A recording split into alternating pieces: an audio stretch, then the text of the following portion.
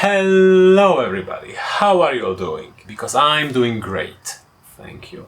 If you're wondering why I am doing great, the reason is fairly simple. Something has happened. Something wonderful. Something that I'm never going to be because of the overwhelming lack of coin or virtue. After a long wait and being long overdue, the gods of cycling, Shimano Corporation, the demiurge of equipment, has granted us but a glimpse at a new and upcoming Shimano Saint group set. Or at least that's what I suppose it's going to be, considering that their top dog was always Saint, at least in the 21st century, and you always start refreshing your group sets from the top to bottom. That kind of makes sense, you know, that you get that early sales from people who are hyped up. If you visit Pink Bike or Vital MTB, I think, in the last few days you would be welcomed to the image of a downhill bike from a very important person who won some sort of a race. I don't really know which one, where and why. However, what was attached to their bike was this new unbranded rear derailleur from Shimano, apparently a prototype. And it's very much a divorce from how a Shimano usually designs their derailleur, so let's go through all the interesting features of this little thing. Because one, I am a fetishist of, well, teeny tiny derailleurs with teeny tiny cages, and two, well, it's interesting because it's a divorce, you know the drill. Let's go. On the first glance you're gonna notice that there is no B-link on this new Saint. Obviously Shimano is walking away from this method of attaching the derailleur to the frame, because the B-link is missing from the 12-speed mountain groups as well. This means that the new Saint is not compatible with direct mount hangers. However, that was a niche Shimano thing, never really caught on. And there is no mode converter, which was a fairly specific thing present only on Saint rear derailleurs. However, the mode converter was a workaround of trying to force a Shimano Shadow type rear derailleur to work on a differently sized cassette. That is going to require a little bit of an explanation. In order to achieve quick, reliable and crisp shifting, you need to make sure that the guide pulley of the derailleur, this one here, is always within certain distance from the cassette. Essentially, you want to make sure that the guide pulley is following the slant of the cassette. And there are several ways of achieving this lofty goal. However, the Shadow type design, which Shimano has been using for the last 10 years, including the previous two Saint generations, has been using the most popular method, which is only slanting the parallelogram of the derailleur. You can see on this 105 that this one has been designed around 1128 cassette, because the parallelogram is slanted almost perfectly to this side. You can see that. Yeah, you can see this in this particular shot. Now, the problem is that if you want to use differently sized cassettes, you are going to bump into an issue that this derailleur is being attached to the bike rigidly. This means that the only way that makes sure that this guide pulley is following some sort of a curvature is the slant of the parallelogram. However, differently sized cassettes have different slants, so if you're not following the proper slant, you're going to have either very lazy shifting on the higher gears or very lazy shifting on the lower gears, depending whether the derailleur is undershooting the proper slant or overshooting it. In order to work around that issue, there was a little doodad attached here from the backside of the B-link, which would place the derailleur in two different modes. One of them was a freeride mode, when the derailleur would handle natively 1136 cassette, and the other mode was somewhat rotated forward, and it was a downhill mode when the derailleur would handle 1128 cassette.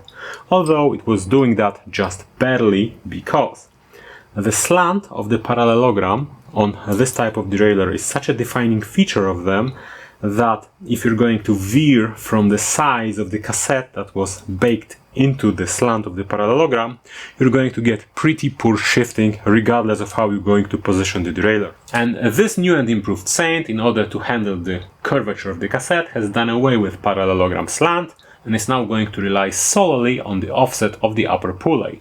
And this is good news, because relying on the offset of the upper pulley allows this derailleur to handle just about every cassette it can fit under.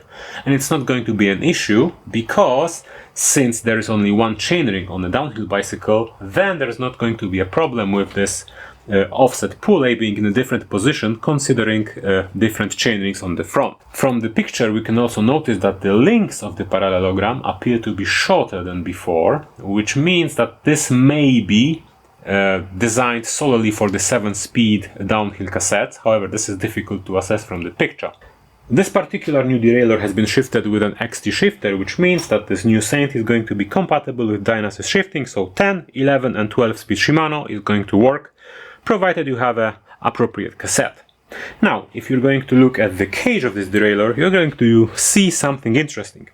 That's going to require a little bit of an explanation. Welcome to Scribbletech International Incorporated.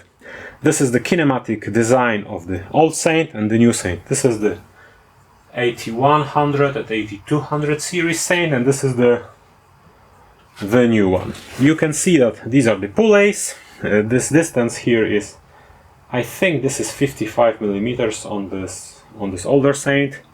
This must be comparable, so this is going to be 55 to 65 millimeters.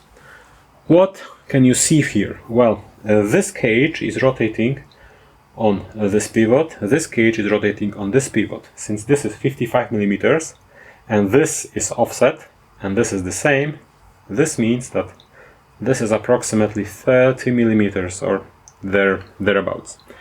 If the clutches and the springs in both pivots are the same, then this arm is going to cause less force being applied to the chain than here, which means that this cage is going to tension the chain much better, is going to hold it much better, it's going to be much more silent and much more secure. Once again, this is a great thing about this new Saint. I'm going to even write another exclamation mark. So what do we know so far? First of all, it's one by only because of the high offset of the upper pulley. Second of all, it's better at handling differently sized cassettes because of the high offset of the upper pulley and no parallelogram slant. Third of all, because the clutch is the same as usual and the distance from the pivot of the cage to the lower pulley is shorter, it's going to be much better at handling the chain tension, so providing more chain tension, better chain security, or on the flip side, the same chain security as before, but much lighter shifting. So what remains a mystery? 1. Will the group set start at 10-tooth cog? Most likely it will, because Shimano will want to capitalize on the microspine driver, and the trend in downhill for the last 5 or so years has been using smaller and smaller gears by size, not by ratio, for the last, I think, 5 or so years. Now, the second thing that remains a mystery is that what is the size of the cassette, both in spread of the gears and the number of cogs this derailleur will be able to handle, because the links of the parallelogram are pretty short, so I wouldn't be surprised if this derailleur turned out to be 7-speed specific and that's it. However, something like this, like 10 to 36, would be pretty sweet on local trails, so I am keeping an eye out. However, from what we saw so far, I can say that this thing is laser focused on one thing, and that's going downhill. And there you have it. This is how progress looks like. The first generation Saint wasn't really focused on downhill. It was an amalgam of just about every part someone would like to put on a bicycle. Well, that is meant to be ridden hard, so there was an option for a triple, because why not? There were like 20 variants of a front derailleur, there were like 17 umpteen variants of a rear derailleur. There was no focus there. The second generation Saint was targeted at a specific group. It was a downhill and enduro of the time, so there was a double ring option and a single ring option and a matching rear mag or matching front mag if necessary, and a pretty strong brakes. Now the third generation Saint is, well, second generation Saint just brought into 10 speed. The brakes were kind of redesigned and, well, the front derailleur business has been taken away.